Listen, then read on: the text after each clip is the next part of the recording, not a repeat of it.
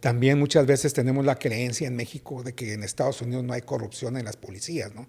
A veces decimos, no, eso nada más ocurre en México. Sin embargo, bueno, el tiempo que yo tengo viviendo en Estados Unidos me da cuenta que también en las corporaciones policíacas, no tan frecuentemente, pero también hay casos de corrupción. En este caso de la Operación Panamá, yo recuerdo que era un grupo conjunto de diferentes corporaciones que se dedicaba a combatir el narcotráfico aquí en la zona del condado de Hidalgo. Es correcto, ¿verdad? Así es, era un grupo que estaba, su base era la oficina del sheriff del condado de Hidalgo. El que le llaman Task Force, ¿no? Que son Sí, miembros de diferentes policías, ¿no? incluía oficiales de otros departamentos, pero estaban situados en la oficina del sheriff.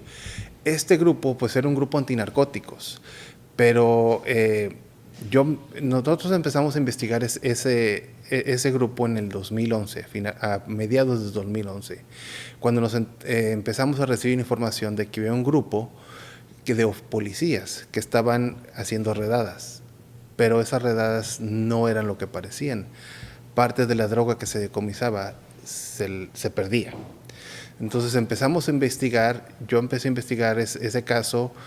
En cuestión de días de que empecé a investigar, nos contactó el FBI, nos dijeron, sabemos por dónde vas, estamos en esto, danos un poquito de tiempo, ¿no? Entonces, fue donde, pues, yo seguí haciendo mi investigación, pero nos esperamos para publicar. Para dar tiempo a que el FBI siguiera trabajando. Así Es es. por eso, ¿verdad? Así es, dejamos que el FBI hiciera su trabajo.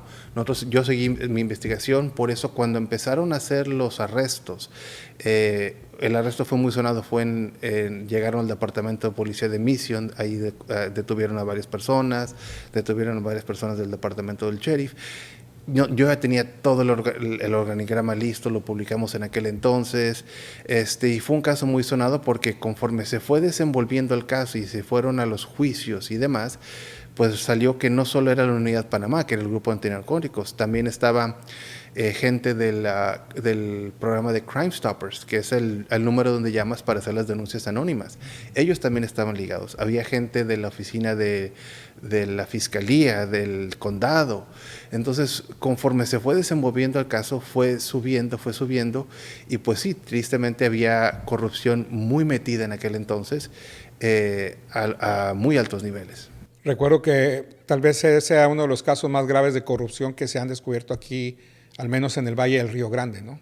Definitivamente es un caso muy sonado, aunque no es el único, porque si vemos históricamente en los últimos 15 años, en los tres condados, que es Hidalgo, Cameron y Starr, ha habido múltiples sheriffs que han ido a la prisión por temas de corrupción o de narcotráfico.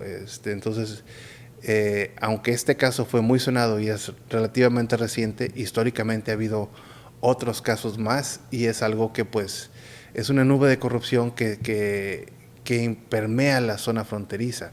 Si vemos también, por ejemplo, en California ha habido algunos casos similares, pero no tan alto nivel, pero es algo que tristemente donde hay narcotráfico va a haber corrupción. Ahora, para entender un poquito el caso de la Unidad Panamá, ellos decomisaban la droga y se quedaban con ella, ellos mismos la vendían. ¿Qué pasaba con esa droga? En el caso donde yo empecé a investigar fue un decomiso de 2 kilos de cocaína, varias bolsitas de cocaína y efectivo. Y lo único que se entregó en aquel entonces fueron las bolsitas de cocaína. Los 2 kilos en bloque desaparecieron, el efectivo desapareció. Entonces fue como cuando yo empecé a escarbar en este caso, fui a tocar puertas, buscar con fuentes, y fue donde pues al parecer no era un caso único, ya había un patrón de corrupción donde esta unidad hacía cateos y pues estaban robando la droga.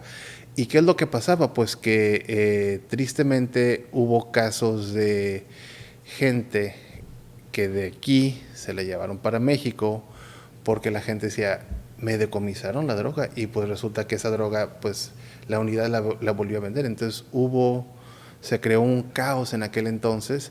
En el bajo mundo. En el bajo mundo. Porque decía, me decomisaron la droga, pero el cártel no le creía porque no había un registro de que había habido un decomiso, ¿no? Sí, pues nada más decomisaron las bolsitas, no decomisaron los 2, No 10, lo 15 reportaron. kilos que estaban acá. Y eso es donde se hizo un caos en esto. Yo recuerdo que cayó el jefe de la unidad, que era hijo del sheriff, es correcto, ¿verdad? Así es. Y después incluso el sheriff también resultó involucrado y procesado por ese asunto, ¿no? Así es, pero el sheriff no era parte de la unidad. El sheriff el hijo del sheriff fue a prisión por su rol en la unidad. El sheriff, de ahí la investigación federal se fue en contra de varias gentes, y en el caso del sheriff fue porque la fiscalía pudo probar que un personaje del narcotráfico había donado para la campaña del sheriff con un cheque. Y el sheriff en aquel entonces pues se declaró culpable y terminó en prisión, ya salió libre, pero sí, fue un caso donde llegó a los más altos niveles.